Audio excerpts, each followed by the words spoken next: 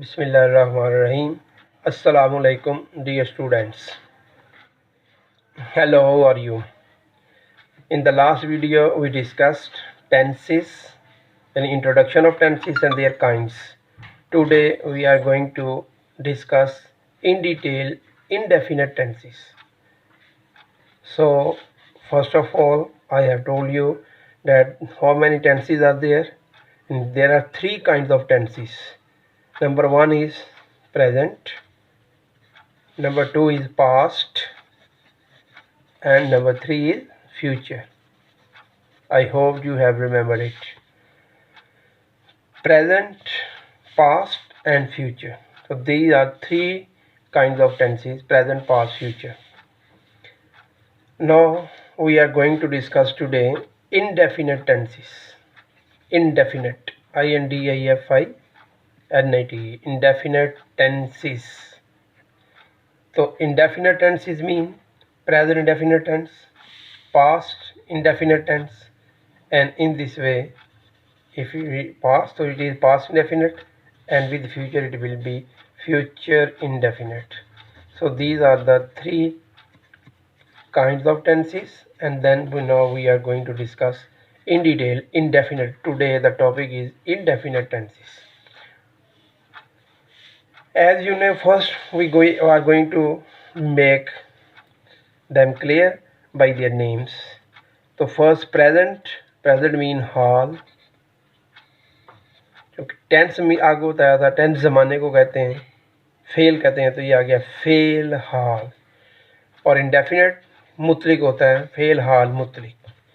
इसी तरह past indefinite को लिखेंगे तो ये बन जाएगा फेल माजी मुतलिक. और थ्री जो है वो फ्यूचर है, फ्यूचर मुस्तकबिल होता है, तो इस तरह ये बन जाएगा फेल मुस्तकबिल मुतलिक. ये इनके नाम थे. अब आए इनकी आइडेंटिफिकेशन के ऊपर, यानी how we are going to identify whether a sentence belongs to indefinite tense, continuous और परफेक्ट कंटिन्यूस. इसकी हर लागू ज़्यादा एक tense, three tenses are there and each tense contains four kinds: indefinite, continuous, perfect and perfect continuous. So we are going to discuss कि ये जब आप डिस्कस करते हैं, देखना होता है कि सेंटेंस किस, यानी कि जो जुमला किस टेंस का है, तो किस तरह उसको आइडेंटिफाई करते हैं. तो इसकी उर्दू निशानी से देखते हैं. उर्दू निशानी यानी identification in Urdu, how we are going to make its identification. तो it is present definite, so Urdu identification; in past indefinite it's Urdu identification; and in future indefinite it's Urdu identification. We will have to keep in mind how we are going to differentiate different sentences and can find out that this particular sentence belongs to present indefinite, past indefinite or future indefinite. For this I have told you the sentence. I am going to write it once again. The same sentence: Ali cricket खेलता है. The same sentence. अब Ali cricket खेल रहा है, पहले यहाँ से शुरू कर लेते हैं. अली क्रिकेट खेल रहा है, रहा था हो सकता है और रहा होगा हो सकता है. अली क्रिकेट खेल रहा है, खेल रहा था या खेल रहा होगा, कुछ भी हो सकता है.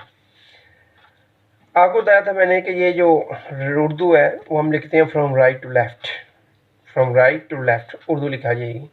तो अब जो ना वो इन जुमलों के अंदर आपने आइडेंटिफिकेशन करते वक्त सबसे पहले जो आपने बात देखनी थी, ये भी आपको बताया था कि अली जो है वो आपको बताया था क्या था, ये सब्जेक्ट है, याद है ना, सब्जेक्ट है. सब्जेक्ट क्या था, the doer of an action, file जिसे हम इंग्लिश में कहते हैं, उर्दू में कहते हैं फाइल, इंग्लिश में सब्जेक्ट. और ये डूअर ऑफ एक्शन, काम करने वाला, किसी जुमले में काम करने वाले को हम सब्जेक्ट कहते हैं.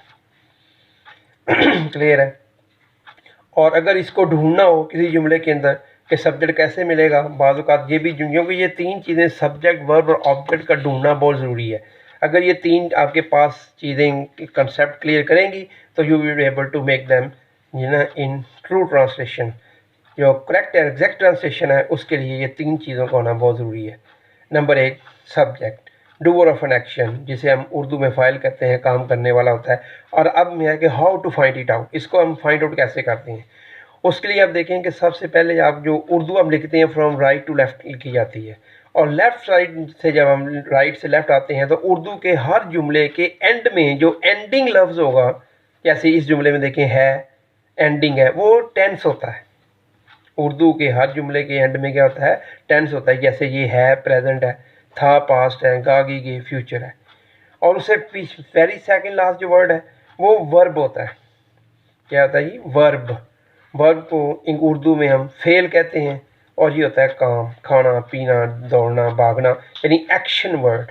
An action word is called a verb. तो ये जो एक्शन वर्ड होता है, खाना पीना उठना दौड़ना भागना, ये वर्ब है। अब आप जब उर्दू के जुमले को देखते हैं, जुमला चाहे कितना बड़ा हो, तो आप देखते हैं कि इसको हमने किस टेंस के अंदर लेके जाना है। तो उसके लिए आपको इसका वर्ब के ऊपर जब हम गौर करते हैं, वर्ब, तो वर्ब आपको हमेशा कहाँ मिलेगा बेटा, at the end of Urdu sentence. Urdu sentence के आखिर में हमेशा वर्ब होगा, इसलिए इसको फाइंड आउट करना बहुत ईजी है कि एट द एंड आखिर में देखेंगे तो ये वर्ब होगा। और वर्ब के बाद सबसे पहले हमने देखना ये सब्जेक्ट जो है, सब्जेक्ट को हम किस तरह जो है वो ढूंढेंगे सब्जेक्ट को। ठीक है जी, सब्जेक्ट को हम देखेंगे कि सब्जेक्ट को ढूंढना हो तो उसी वर्ब के साथ, क्योंकि subject the doer of an action, काम करने वाला, डूअर ऑफ एन एक्शन है, काम करने वाला है। तो हम अपने आप से सवाल करते हैं कि ये काम किसने किया है। यानी आप जो आखिर में आपका ये जो वर्ब है, यानी खेल रहा है, वर्ब है, उस वर्ब के साथ आप लगा लें कौन। क्या लगा रहे हैं, कौन, या लिखें किसने। यानी अपने आप से सवाल करें ये काम किसने किया है, किस काम को करने वाला कौन है। तो आपका दिमाग ही जवाब देगा और वो आपका सब्जेक्ट होगा।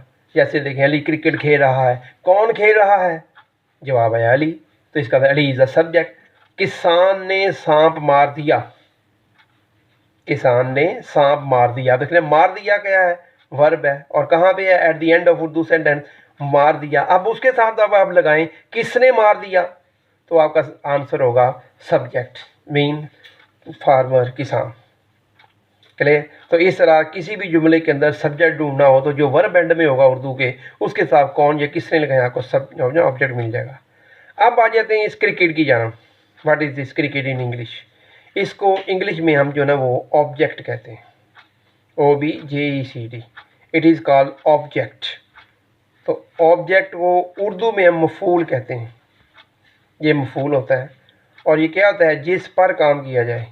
एक था डूअर ऑफ एक्शन, काम करने वाला, और एक था जिस पर काम किया जाए। यानी ये जो सब्जेक्ट है ये है डूअर ऑफ एन एक्शन, काम करने वाला, और मफूल जो है ऑब्जेक्ट है, ये on whom the work is done, जिस पर काम किया जाए वो ऑब्जेक्ट है, on whom the work is done. अब जुमले के अंदर ऑब्जेक्ट ढूंढना हो, सब्जेक्ट आपको बता दिया कि कौन किसने लगाए, आप वर्ब के साथ तो आपको मिल जाएगा सब्जेक्ट, और ये ऑब्जेक्ट को ढूंढना है। आप देखें, इसी ऑब्जेक्ट को ढूंढना हो तो वही जो आपका वर्ब है जो आपको कहाँ मिलेगा, at the end of Urdu sentence, उसी वर्ब के साथ आप लगाएं। सवाल करें अपने आपसे कि क्या या किसे लगाएं, क्या या किसे लगाएं उसी वर्ब के साथ, तो आपका जो आंसर होगा वो ऑब्जेक्ट होगा। जैसे अली क्रिकेट खेल रहा है, क्या खेल रहा है, अब आंसर आ गया क्रिकेट। किसान ने सांप मार दिया, मार दिया आपका और वर्ब है, एंड में है, इसके साथ लगा लें किसे, किसे मार दिया, तो आज जो आंसर आ रहा है वो सांप, स्नेक जो है वो आपका आंसर है। इस तरह आपका जो ऑब्जेक्ट है वो मिल जाता है। तो एक जुमले के अंदर सब्जेक्ट को, वर्ब को, ऑब्जेक्ट को ये ढूंढना, ये आना चाहिए, इसका कंसेप्ट 100% क्लियर होना चाहिए, ताकि स्टूडेंट आपका जो गिवन सेंटेंस है in which you are going to make various changes according to various tense, so that may be correct. अब हम आ जाते हैं अपने टॉपिक के ऊपर। ये बैकग्राउंड नॉलेज होना ज़रूरी था। अब आए टॉपिक के ऊपर। अगर ये प्रेजेंट, आप देखें फिर there are 3 kinds of tenses, present, past, future, nor we are discussing indefinite only. अगर देखें प्रेजेंट डेफिनेट टेंस, अगर ये प्रेजेंट है, सपोज कोई भी प्रेजेंट है, तो इसके उर्दू के जुमलों में क्या आना चाहिए आखिर में बेटा जी, है, क्योंकि उर्दू के हर जुमले के एंड में है होता है प्रेजेंट में। तो उर्दू के हर जुमला है, तो इसके देखें ना, ये वो क्रिकेट खेल रहा है, जो है ये प्रेजेंट है, था पास्ट है, और गा गी गे ये फ्यूचर है। इसका मतलब है आखिरी वर्ड जो है, लास्ट वर्ड उर्दू सेंटेंस, वो शोज टेंस, वो एक्चुअली टेंस होता है, तो वो आपका टेंस हुआ प्रेजेंट। तो इसलिए अगर है तो आखिर में प्रेजेंट है तो आखिर में है, और अगर था है उर्दू के जुमलों के आखिर में तो एंड में तो ये होगा पास्ट। इसी तरह अगर उसके आखिर में गा है तो ये होगा फ्यूचर।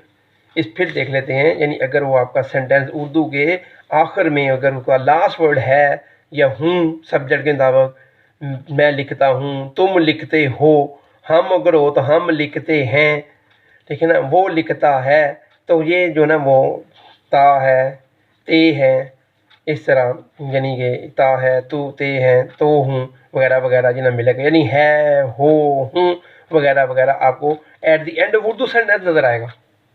और अगर पास्ट डेफिनेट होगा तो उर्दू के जुमलों के आखिर में था, थी, थे नज़र आएगा। और अगर वो फ्यूचर का होगा तो at the end of Urdu sentence आपको क्या मिलेगा, गा, घी, गे, ये आपको एंड में मिलेगा। इससे इंडिकेट होगा कि ये पास्ट है, प्रेजेंट है या फ्यूचर है। Last word of Urdu sentence फिर देख लें, अली क्रिकेट खेल रहा है प्रेजेंट है, था पास्ट है, और गा गे फ्यूचर है। लास्ट टेंस जो ना वो इंडिकेट करता है उसकी जो ना लास्ट वर्ड इंडिकेट करता है उसके टेंस को, और उससे पीछे जो वर्ब है वो इंडिकेट करेगा ये किस टेंस का जुमला है। यानी प्रेजेंट है तो प्रेजेंट का कौन सा है, पास्ट है, फ्यूचर है। उसके लिए आपको वेरी सून एक और वीडियो सेंड करूँगा जिसमें आप उस टेंस से यानी यहाँ से हम इसको कंटिन्यू करते हैं very soon. Okay, wish you best of luck, अल्लाह हाफिज़।